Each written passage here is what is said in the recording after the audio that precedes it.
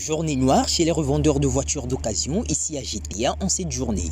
Sur les visages de ces derniers, l'on peut lire de l'amertume, de la colère et du désespoir. Des cœurs outrés face à une nouvelle qui vient de leur tomber sur la tête. Une décision d'un délai de 72 heures les sommant de stopper leur activité sur ce site qui depuis longtemps leur a toujours servi de lieu d'activité pour leur gagne-pain quotidien. Et si face à cette nouvelle, ces revendeurs de voitures d'occasion se disent sidérés, c'est pour une bonne raison. Notre seul problème, c'est notre site, notre place où nous faisons nos marchés. C'est là, nous faisons tout. C'est-à-dire, nous ne sommes pas tous appelés à travailler dans la fonction publique. Chacun a son petit job. C'est notre job ici. C'est la mairie qui nous a installés ici. Chacun a ce qu'il contribue chaque fin du mois. Mais on était là, chaque fois nous contribuons. Un jour, avant-hier, là, ils viennent. Ça ne fait même pas encore 2 semaines. Hein. Quand on voit une lettre, ils ont demandé de libérer le lieu. Nous avons fait une délégation aller les voir. Nous sommes allés à la mairie.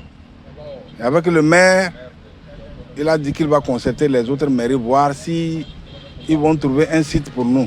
C'est bien, c'est pour nous aider, c'est bon. Mais par après, ils ont appelé le maire Golf 4, ou bien Agoy 4. Ça, c'est à Zongo, ça. Ils nous ont montré une place où on devait aller voir. Nous sommes allés voir, effectivement, c'est un bas-fond. Là, c'est un bas-fond. Il y a aussi certains aussi qui étaient encore à la même place.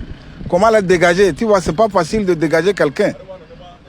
Comme ils ont voulu faire de nous, c'est compliqué. Même si c'est l'homme en location, il faut lui donner un délai pour se chercher. Ce matin même, ils nous ont dit, bon, est-ce que si on a des bennes pour le remblayage de la place? On était en train de voir qu'est-ce qu'il faut faire pour ça. Et subitement, on voit les corps habillés pour nous déguerpiller du lieu. Nous avons nos redevances. Ils nous ont réparti les choses que nous payons les redevances. Voilà, et nous respectons ces redevances envers la mairie. Voilà. Et subitement, ils nous tendent une note de libérer le lieu.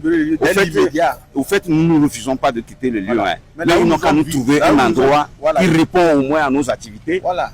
Face donc à leur impuissance vis-à-vis de la situation, ils en appellent à l'intervention du chef de l'État, son Excellence Faure Esozim Nanyasingbe, afin de sauver leur cause et celle de leur famille qui risquent de prendre un sacré coup.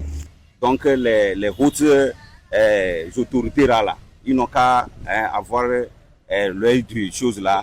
Vivement que ces cris de détresse soient entendus et que des actions soient entreprises afin de trouver une solution rapide à la situation de ces opérateurs économiques et responsables de famille.